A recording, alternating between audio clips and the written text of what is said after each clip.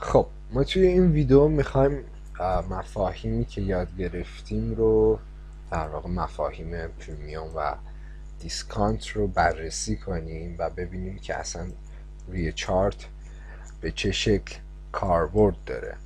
خب عرضم به خدمتتون که اینجا اگه ما رنج ها رو بررسی کنیم، اینجا یک شکستی اتفاق افتاده که در واقع منشأ شکست اینجا بوده و این میشه رنج ما و دوباره اینجا یک شکست دیگه اتفاق افتاده.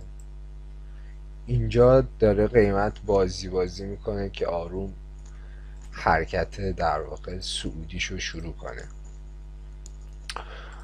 خب و چه اتفاقی میفته؟ بعد از چند روز درجا زدن و خوردن به دیمندهای مختلف در تایم بالا، چون اینجا ناحیه در واقع مناسبی بود، ناحیه در واقع تقاضا بود توی بازار، توی تایم بالا در گذشته یورو برید بررسی کنید و اینجاها توی این نواحی همه انتظار در واقع بای داشتن و منتظر بودن ببینن یورو بالاخره کی میخواد حرکتش رو شروع کنه. تا اینجا که این رنج شکسته میشه، های این رنج شکسته میشه، این حرکت اکسپنشن شکل میگیره. خب و اینجا چه اتفاقی میفته؟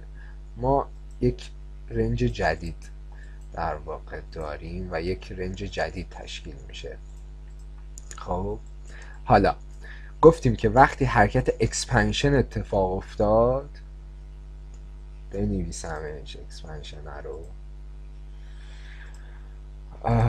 وقتی حرکت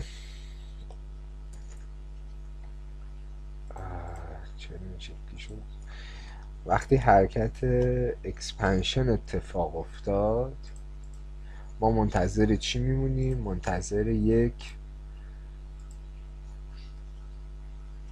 ریتریسمنت میمونیم. درسته؟ این میشه ریتریسمنت ما. خب این حرکت اصلیه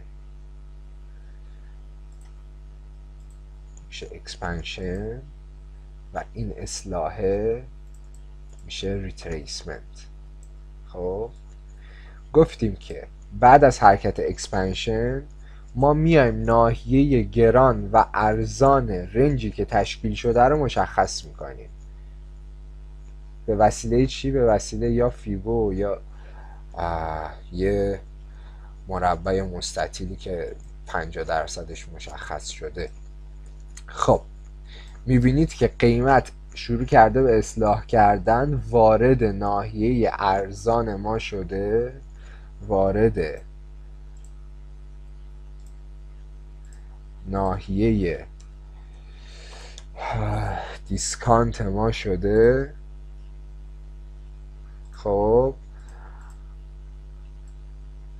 و شروع کرده به بالا رفتن و حرکت برای ایجاد یک رنج جدید. بعدش اتفاقی افتاده؟ بعدش دوباره شکست اتفاق افتاده. بعد از اینکه شکست اتفاق افتاده رنجمون رو آپدیت میکنیم. شروع حرکت تقریبا از اینجا بوده، اینجا سوینگ ماست. میتونیم هم اینو در نظر بگیریم ولی طول این موجه بیشتره، تعداد کندلاش بیشتره، اصلاح بیشتری رو داره، پس اینو در نظر میگیریم. و تا کجا حرکتش رو ادامه داده؟ تا اینجا. پس رنجمون رو آپدیت میکنیم.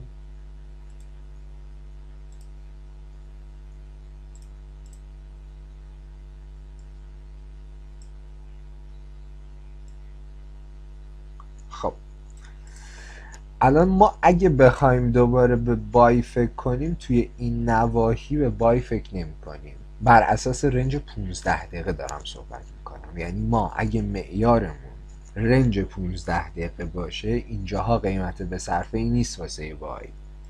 کجا قیمت به صرفه ایه؟ وقتی که قیمت بتونه از این در واقع 50% به پایین تر بیاد. میبینید؟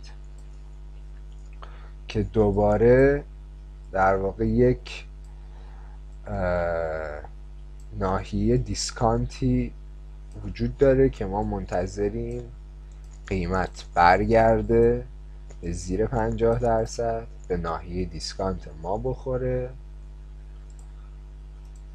حالا یا اینجا یا در واقع اینجا، و دوباره حرکتش رو شروع کنه واسه ایجاد یک رنج جدید. و همین سادگیه، یعنی همون چیزایی که یاد گرفتیم: شکست، تشکیل رنج، آپدیت کردن رنج. حالا واسه حرکت ریتریسمنت ناحیه گران، ناحیه ارزان مشخص میکنیم و منتظر چی وای میسیم؟ منتظر این وای میسیم که قیمت به یک ناحیه به صرفه برسه. اگه بخوایم بای بزنیم منتظر وای میسیم قیمت بیاد توی ناحیه در واقع ارزان ما. اگه بخوایم سل بزنیم توی روند نزولی وای میسیم قیمت برگرده بیاد به ناحیه پریمیوم ما بخوره و در واقع سل بزنیم. خب این حرفایی که زدم واسه تایم 15 دقیقه بود. حالا بریم همین مفاهیم رو توی تایم 5 دقیقه بررسی کنیم، ببینیم تو 5 دقیقه چه خبره. خب عرضم به خدمتتون که مثلا بخوایم از اینجا کارمون رو شروع کنیم، میبینید که اینجا در واقع ما یک شکستی رو داشتیم و یک رنج جدید اینجا تشکیل شده. درسته؟ ما واسه بای زدن گفتیم کجا بای میزنیم؟ زمانی که قیمت بیاد به ناحیه ارزون ما بخوره. ببینید چقدر زیبا اومده، دقیقا به 50% واکنش داده، یعنی وارد ناحیه ارزون شده بعد رفته بالا. اینجا حرکت سودیشو شروع نکرده، اینجا چون قیمت به صرفه ای نیست حتما اومده توی ناحیه دیسکانت و بعد رفته بالا و بعدش اتفاقی افتاده، دوباره یک رنج جدید تشکیل شده. رنج رو آپدیت میکنیم، گفتیم که میتونیم لو رنجمون از جایی باشه، از منشأ موجی باشه که باعث فیل کردن این شده، این موج باعث فیل کردن این اوردر بلاکه شده، از اینجا در نظرش میگیریم. این میشه رنج جدید ما. دوباره حرکت اکسپنشن که اتفاق افتاد، دوباره وقتی که منتظر اصلاح یا ریتریسمنتی میذاریم قیمت به زیر 50% ما بیاد. وقتی به زیر 50% ما اومد، ما توی این ناحیه به بای فکر میکنیم و باز همین ماجرا ادامه داره.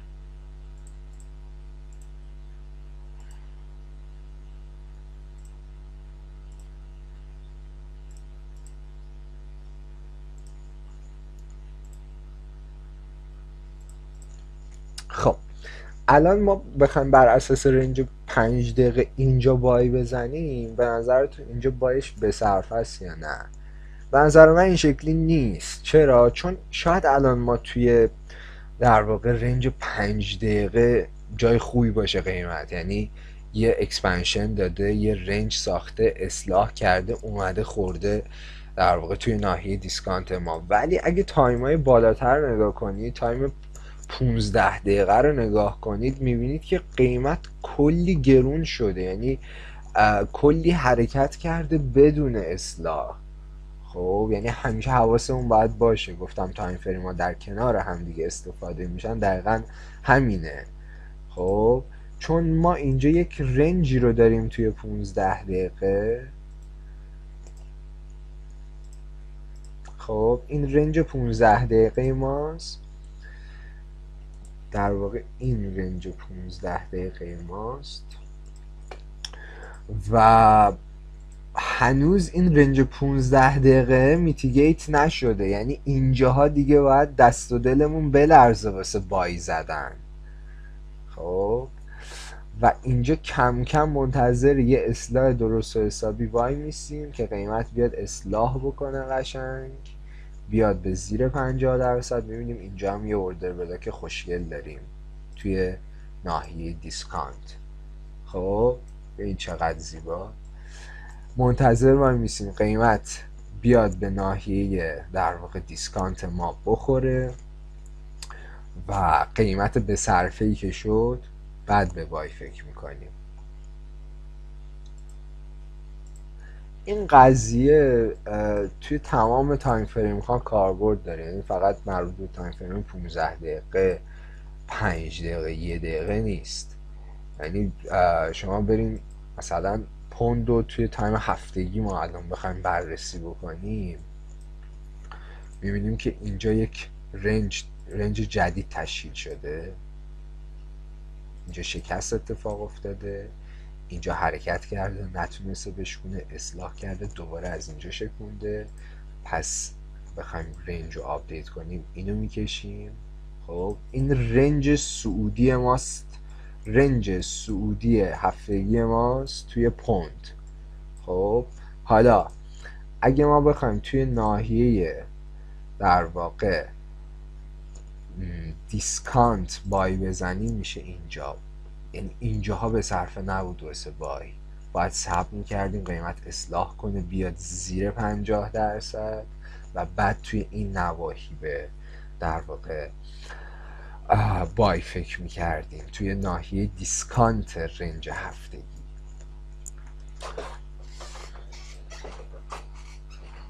یا مثلا بیت کوین، عرضم به خدمتتون که بیت کوین اینجا یک رنج جدید تشکیل داده،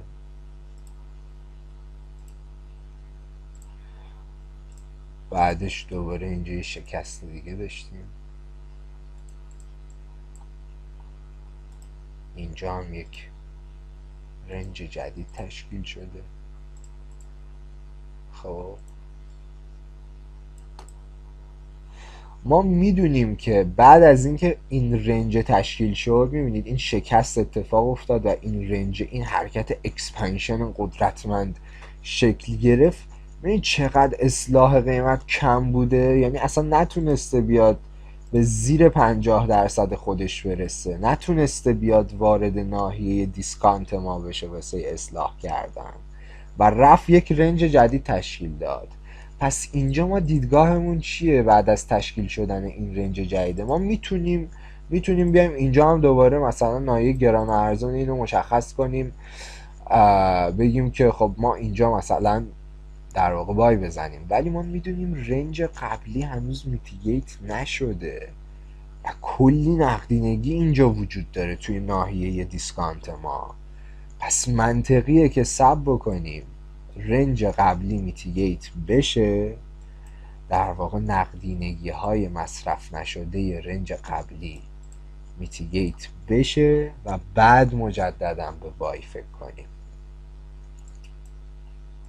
میبینید اینجا کلی ناحیه اینوالانس وجود داره، کلی FVG وجود داره که قیمت باید بیاد اینا رو پر بکنه و بعد بره بالا و ماموریت قیمت توی تشکیل این رنج تموم نشده. بعد از اینکه اینو میتیگیت کرد بعد میتونه دوباره یک حرکت دیگه داشته باشه. خب اینه کل ماجرا، بقیهش دیگه تمرینه و دیدن چارت های بیشتر، دیدن تایم فریم های بیشتر برای در واقع درک بهتر این موضوع. مرسی.